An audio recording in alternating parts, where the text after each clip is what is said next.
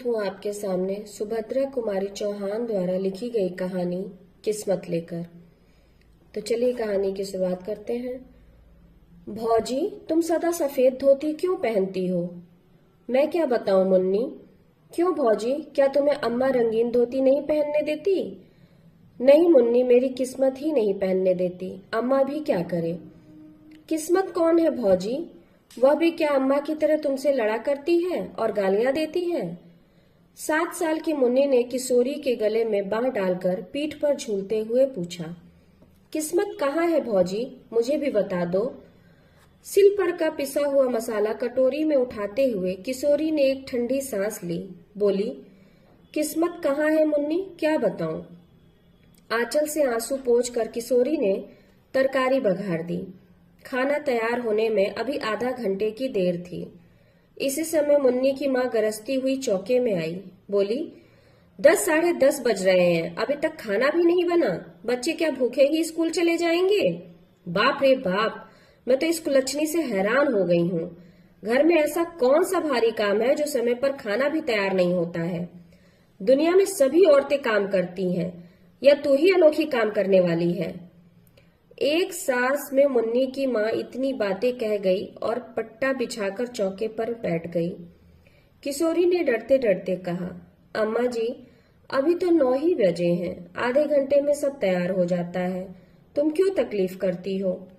चिमटा खींचकर किशोरी को मारते हुए सास बोली, तू सच्ची और मैं झूठी। 10 बार राय से कह दिया कि जबान न लड़ाया कर, पर मुंह चलाए ही चली जाती है। भूली किस घमंड में है। तेरे सरीखी 50 को तो उंगलियों पर नचा दूं। चल हट, निकल चौके से। आंख पोंछती हुई किशोरी चौके से बाहर हो गई। जरा सी मुन्नी अपनी माँ का यह कठोर व्यवहार विस्मय भरी आंखों से देखती रह गई। किशोरी की जाते ही वह भी चुपचाप उसके पीछे चली, किंतु तुरंत ही माता की डांट से वह लौट पड़ी। इस घर में प्रायः दिन भर इसी प्रकार होता रहता था। बच्चे खाना खाकर समय से आधे घंटे पहले ही स्कूल पहुंच गए।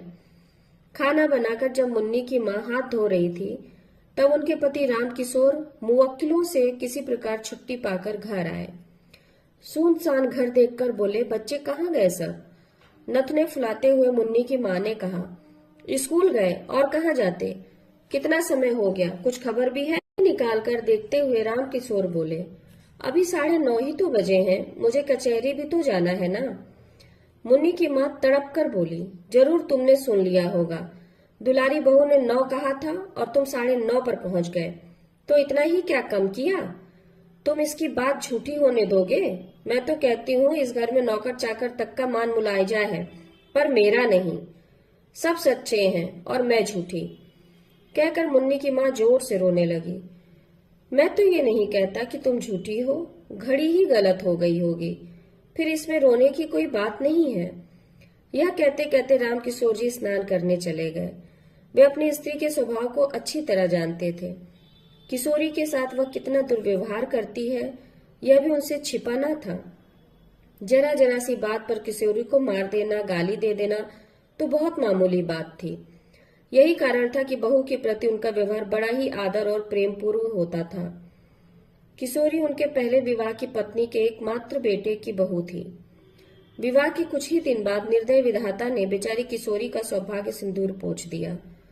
उसके मायके में भी कोई न था। वह अभागिनी विधवा सर्वदा दया ही की पात्र थी। किंतु ज्यों ज्यों मुन्नी की माँ देखती कि रामकिशोर जी का व्यवहार बहू के प्रति बहुत ही स्नेहपूर्ण होता जाता है, त्यों त्यों किशोरी के साथ उनका द्वेष भाव बढ़ता ही जाता। रामकिशोर अपनी इस पत्नी से बहुत दबते थे। इन सब बातों को जानते हुए भी वह किशोरी पर किए जाने वाले अत्याचारों को रोक नहीं सकते थे। 100 बात की एक बात तो यह थी कि पत्नी के खिलाफ कुछ कहकर वे अपनी खोपड़ी के बाल ना नुचवाना चाहते थे, इसलिए बहुधा वे चुप ही रह जाया करते थे। आज भी जान गए कोई बात जरूर हुई है और किशोरी को यूं ही भूखा प्यासा रहना पड़ेगा। इसलिए वे कचहरी जाने से पहले किशोरी के कमरे की तरफ गए और कहते गए कि भूखी ना रहना बेटी, रोटी जरूर खा लेना, नहीं तो मुझे बड़ा दुख होगा। रोटी जरूर खा लेना, नहीं तो मुझे बड़ा दुख होगा। रामकिशोर का यह वाक्य मुन्नी की माँ ने सुन लिया। उनके सिर से पैर तक आग लग गई। मन ही मन सोचा, इस चुड़ैल पर इतना प्रेम, कचहरी जाते जाते उसका लाड़ कर गए, खाना खाने के लिए खुशामद कर गए, मुझसे बात करने की भी फुर्सत ना थी। खाएगी खाना, देखती हूँ क्या खाती है, अपने बाप का हाड़। मुन्नी की माँ ने खाना खा चुकने के बाद सबका सब खाना उठाकर कहारिन को दे दिया और चौका उठाकर बाहर चली गई। किशोरी जब चौके में गई तो सब बर्तन खाली पड़े थे। भात के बर्तन में 2-3 कड़ चावल के लिपटे थे। किशोरी ने उन्हीं को निकालकर मुंह में डाल लिया और पानी पीकर अपनी कोठरी में चली गई। आज रामकिशोर जी कचहरी में कुछ काम न होने के कारण जल्दी ही लौट आए। मुन्नी की माँ बाहर गई थी। घर में पत्नी को नहीं पाकर वे बहू की कोठरी की तरफ गए। बहू की दयनीय दशा को देखकर उनकी आंखें भर आईं। आज चंदन जिंदा होता तब भी क्या इसकी यही दशा रहती? अपनी भीरुता पर उन्होंने अपने आप को ना जाने कितना धक्कारा। उसकी धोती कई जगह से फटकर सी जा चुकी थी। उस धोती से लज्जा निवारण भी कठिनाई से ही हो सकता था। बिछौने के काम पर खाट पर कुछ चिथड़े पड़े थे। जमीन पर हाथ का तकिया लगाए वह पड़ी थी। उसे झपकी सी लग गई थी। पैरों की आहट पाकर संकोच से जरा घूंघट सरकाने के लिए उसने ज्यों ही धोती खींची, धोती फट गई। हाथ का पकड़ा हुआ हिस्सा हाथ के साथ नीचे चला गया। रामकिशोर ने उसका कमल सा मुरझाया हुआ चेहरा और डबडबाई हुई आंखें देखी। उनका हृदय स्नेह से कातर हो उठा। वे ममत्व भरे मधुर स्वर में बोले, तुमने खाना खा लिया बेटी? किशोरी के मुंह से निकल गया, नहीं। फिर वह संभल कर बोली, खा तो लिया है बाबू। रामकिशोर बोले, मुझे तो ऐसा मालूम होता है कि तुमने नहीं खाया है। किशोरी कुछ न बोली। उसका मुंह दूसरी ओर था। आंसू टपक रहे थे और वह नाखून से धरती खुरच रही थी। रामकिशोर फिर बोले, तुमने नहीं खाया ना? मुझे दुख है कि तुमने भी अपने बूढ़े ससुर की एक जरा सी बात ना मानी। किशोरी को बड़ी ग्लानि हो रही थी। वह क्या उत्तर दे। कुछ देर में बोली, बाबू, मैंने आपकी आशा का पालन किया है। जो कुछ चौके में था खा लिया है, झूठ नहीं कहती। रामकिशोर को विश्वास ना हुआ। कहारिन को बुलाकर पूछा तो कहारिन ने कहा, मेरे सामने तो बहू ने कुछ नहीं खाया। माँ जी ने चौका पहले ही से खाली कर दिया था। खाती भी तो क्या? पत्नी की नीचता पर कुपित और बहू के सौजन्य पर रामकिशोर जी पानी पानी हो गए। आज उनकी जेब में 50 रुपए थे।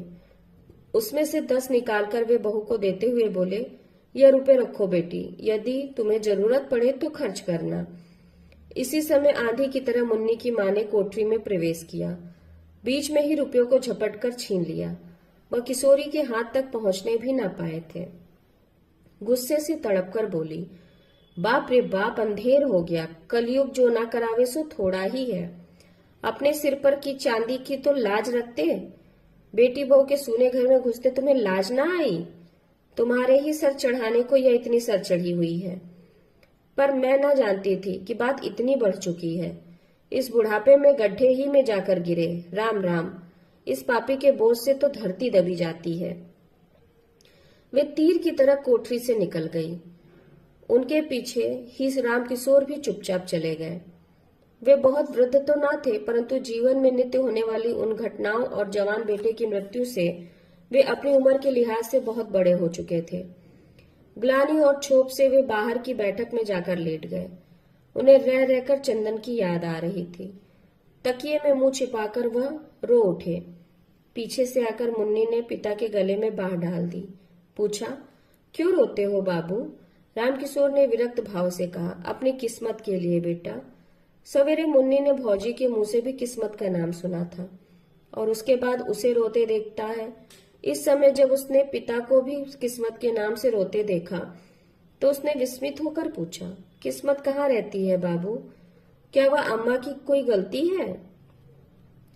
मुन्नी के इस भोले प्रश्न से दुख के समय भी रामकिशोर जी को हंसी आ गई और वो बोले, हाँ, वह तुम्हारी माँ की बहन है।